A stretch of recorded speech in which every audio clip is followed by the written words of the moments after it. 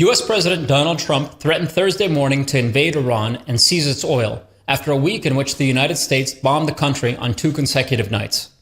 Trump wrote Thursday morning on Truth Social, "At some point in the not-too-distant future, we will be taking Carg Island and other oil infrastructure points and assume total control of their oil and gas markets, much like we did with Venezuela." But by the afternoon, he reversed himself, saying, "I have, as President of the United States, canceled the scheduled strikes and bombings against Iran this evening."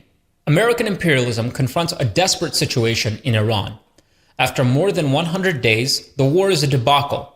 The Iranian government still stands, the Strait of Hormuz, which Washington vowed to reopen, remains closed, and Iran has not capitulated. Trump may announce the finalization of a deal, which would become the framework for preparing the next stage of war, or he may massively and recklessly escalate. Journalist Seymour Hersh reported Wednesday that Trump, at a recent White House staff meeting, raised the use of nuclear weapons to destroy Iran's underground missile factories, asking whether a nuclear strike was doable.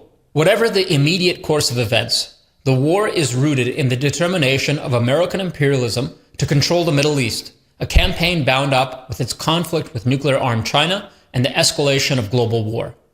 The ceasefire Trump announced in June 2025 lasted until February 28th of this year, when Washington and Israel resumed the war by assassinating Iranian Supreme Leader Ali Khamenei.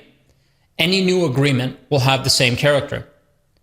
The war is intensifying every element of the capitalist crisis: economic, political, and social. This is fueling a growing movement of the working class, expressed in the mounting strike wave across the United States and internationally. As the World Socialist website wrote in its June 8th statement on 100 Days of the War, the contradictions that are driving imperialism to war are also driving the working class into struggle. The growth of the class struggle springs from the same crisis that produces the war.